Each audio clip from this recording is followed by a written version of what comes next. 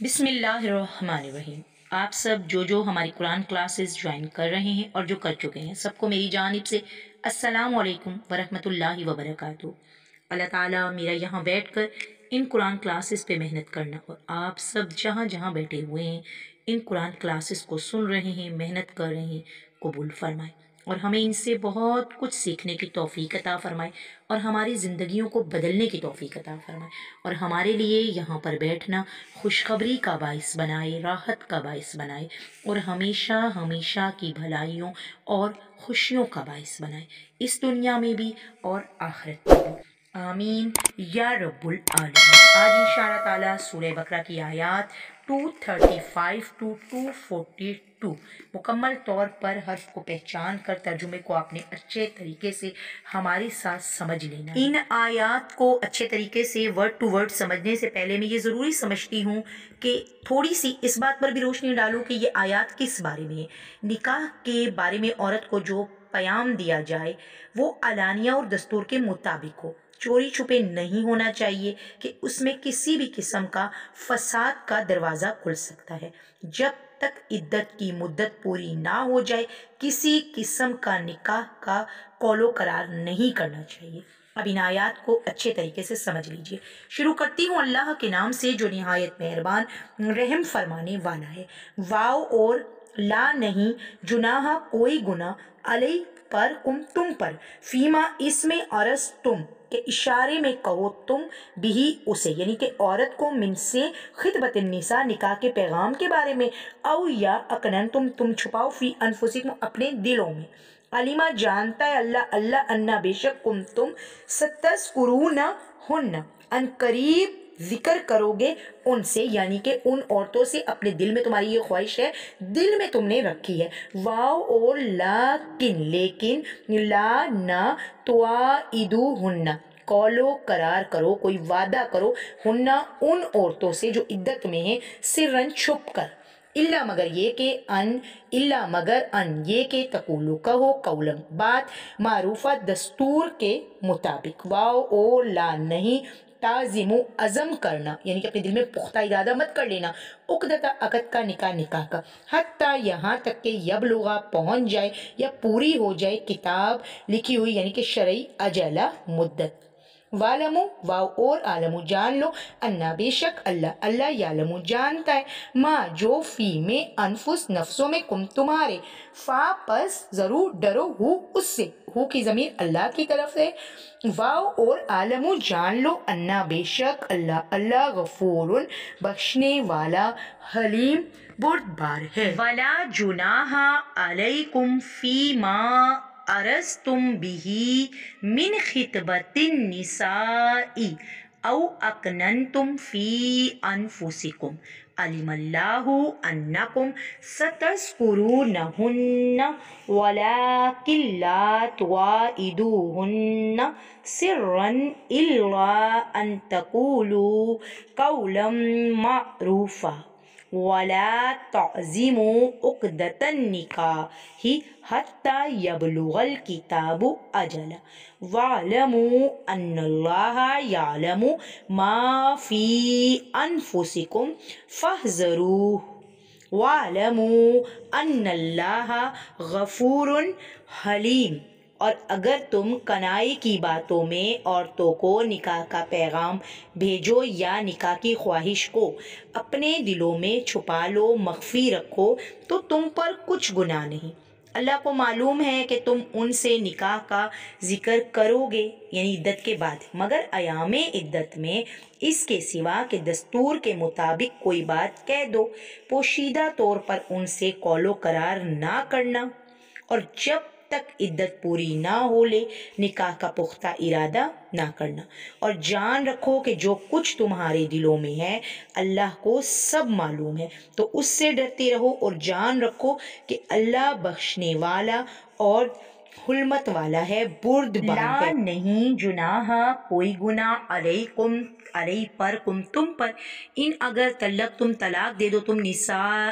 عورتوں کو، ماں قبل اس کے لم نہ تمسو چھوا ہو ہن ان عورتوں کو، او یا تفریض مقرر نہ کیا ہو لہن ان کے لیے فریضہ حق مہر، ومتیوہن اور خرچ دو ہننا ان کو اعلیٰ پر موسعی خوشحال ہو جو قدر ہو اس کی وسعت کے مطابق وعلی المقتری اور غریب ہو جو قدر ہو وہ اس کی حیثیت اور وسعت کے مطابق متاعً بالمعروف فائدہ ہے دستور کے مطابق یعنی کہ اس کو فائدہ دینا دستور کے مطابق حقاً حق ہے علی پر محسنین تمام نیک لوگوں پر احسان کرنے والے لا جناح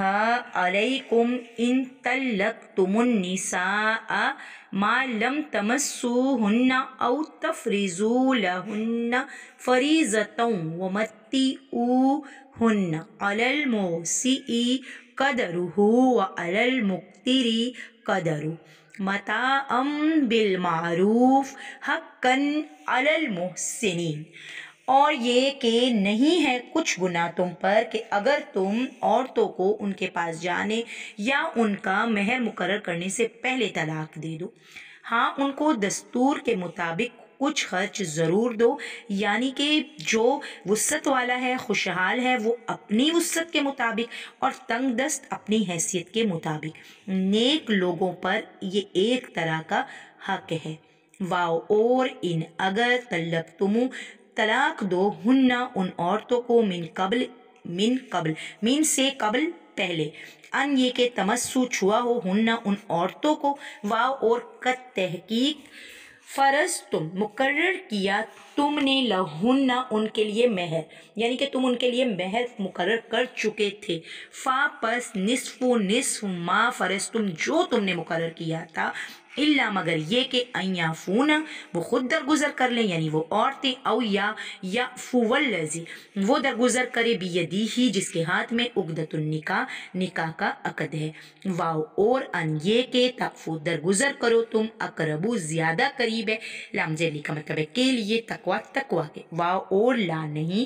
تنسوا الفضل بینکم تنسو بھولو فضل فضیلت یا احسان بینہ درمیان کم اپنے انا بے شک اللہ بما جو تعملون تم عمل کرتے ہو بصیر دیکھنے والا ہے وَإِن طَلَّقْتُمُوهُنَّ مِن قَبْلِ أَن تَمَسُّوهُنَّ وَقَدْ فَرَضْتُمْ لَهُنَّ فَرِيضَةً فَنِصْفُ مَا فَرَضْتُمْ إِلَّا أَن يَعْفُونَ أَوْ يَعْفُوَ الَّذِي بِيَدِهِ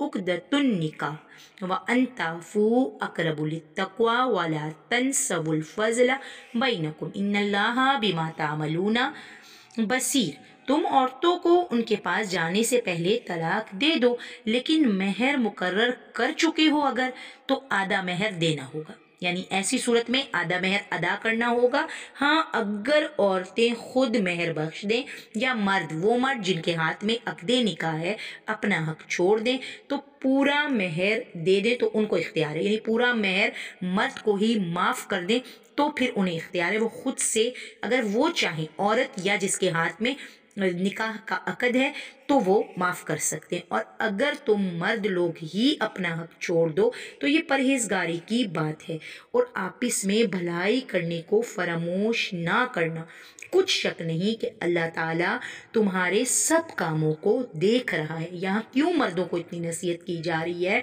کہ ایک اصولی حقیقت بیان کی کہ نکاح کے معاملے میں مرد کا ہاتھ عورت کے ہاتھ سے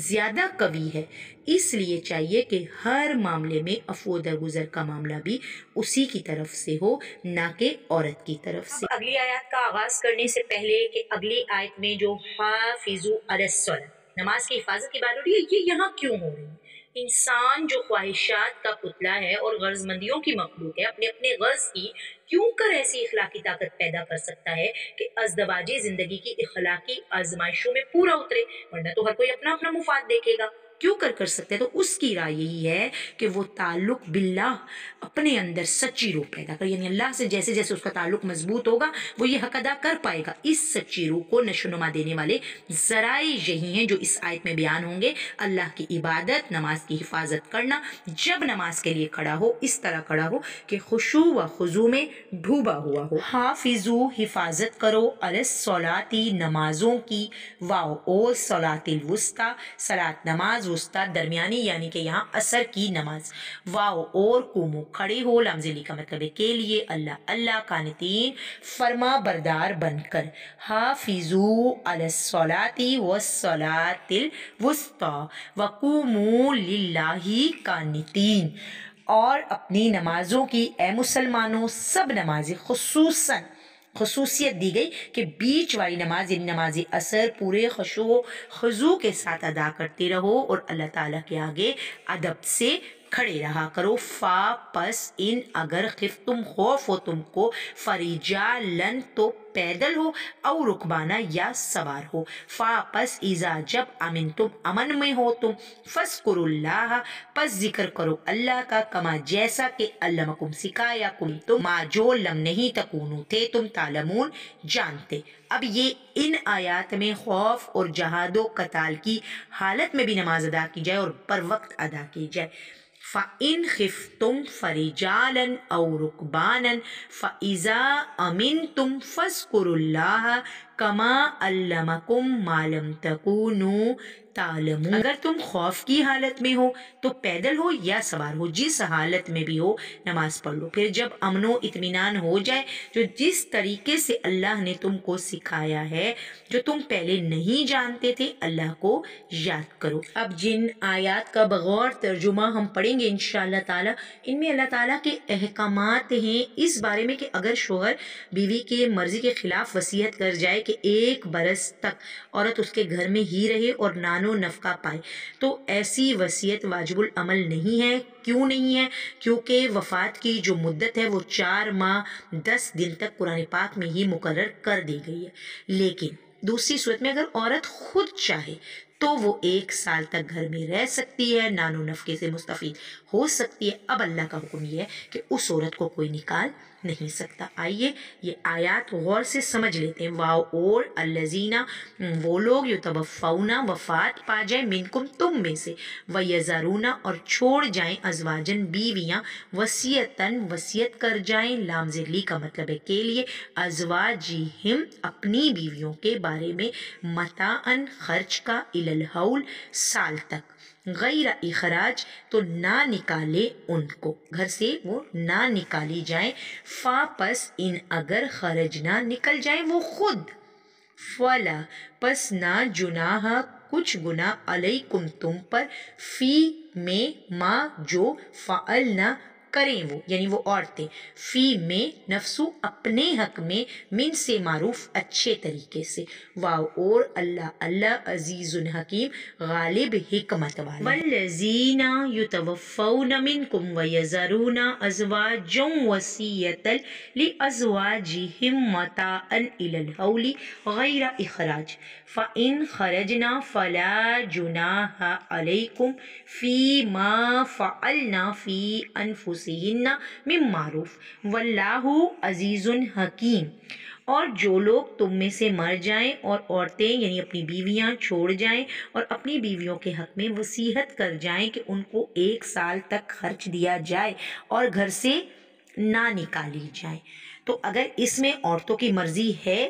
ٹھیک ہے تو اللہ نے یہ کہا کہ پھر ان کو رہنے دیا جائے. اگر عورتوں کی مرضی شامل نہیں ہے تو یہ وصیت ویلڈ نہیں ہوگی. آگے ہاں اگر وہ خود گھر سے نکل جائیں اور اپنے حق میں پسندیدہ کام یعنی نکاح کر لیں تو تم پر کچھ گناہ نہیں اور اللہ تعالیٰ زبردست حکمت والا ہے. یعنی اللہ اس بات پہ پابند کر رہے ہیں کہ اگر تو وہ بیوی اپنی مرضی سے رہ رہی ہے تو رہ سکتی ہے لیکن اگر شوہر نے زبردستی وصیت کی ہے تو پھر وہ وصیت نہیں مانی جائے گی. یعنی کہ اس میں اللہ تعالیٰ نے یہ حدود بتائی ہے. اب آگے جو ہماری آیات ہے نکاح و طلاق کے احکامات کے اختتام پر پھر متعلقہ عورتوں کے لیے احسان و سلوک کا دوبارہ حکم دیا گیا کیونکہ اس معاملے میں رشتہ کار مردوں کے ہاتھ میں تھا اور عورتوں کا پہلو کمزور تھا. لہٰذا ضروری ہوا کہ بار بار حسن سلوک اور عفو و درگزر کرنے پر مرد کو زور دیا جائے. طلاق کو اسلامی قانون میں ایک نہایت ہی ناخوشگوار عمل قرار دیا گیا. رسول اکرم صلی اللہ علیہ وآلہ وسلم نے فرمایا ہے کہ جائز چیزوں میں جو چیز اللہ کو سب سے زیادہ ناپسند ہے وہ तलाक है। वाव और लामजेली का मतलब है के लिए, मुतल्लकाती मुतालिका औरतें, मताउन नान नफका, बिल मारूफ दस्तूर के मुताबिक, हक्कन हक है, अलल मुत्तकीन मुत्तकी लोगों पर, वलिल मुतल्लकाती मताउम बिल मारूफ हक्कन अलल मुत्तकीन, और मुतालका औरतों को भी दस्तूर के मुताबिक नानो नफका देना चाहिए, परहेजगारों पर ये भी हक है। कज़ालिका इसी तरह, युबय्यिनु बयान करता है अल्लाह अल्लाह लकुम तुम्हारे लिए, आयात आयात ही उसकी यानी अल्लाह की अपनी, लअल्लकुम ताकि तुम ताकिलून समझो, अक्ल पकड़ो, जानो। कज़ालिका युबय्यिनुल्लाहु लकुम आयातिही लअल्लकुम ताकिलून, इसी तरह अल्लाह अपने अहकाम तुम्हारे लिए बयान फरमाता है ताकि तुम समझो। अल्हम्दुलिल्लाह अल्हम्दुलिल्लाह। यहाँ हमारी आयत 235 टू 242 तक मुकम्मल हुई, जिनको हमने अच्छे तरीके से लफ्ज़ को पहचान कर मफ़हूम समझते हुए अच्छे तरीके से समझ लिया। अब आपने इन कुरान क्लासेस के साथ खूब इन आयात की प्रैक्टिस करनी है, इन पर गौर व फिक्र करना है और इनके अहकामात को मुकम्मल तौर पर समझ लेना है। अल्लाह ताला से दुआ करती हूँ कि अल्लाह ताला इस इल्म को हमारे लिए नफ़े का बाइस बनाए, हमें इस काबिल बनाए कि हम अपने वालिदैन के लिए सदका जारिया बने और अपनी औलाद को अपने लिए सदका जारिया बना सकें। आमीन या रब्बुल आलमीन।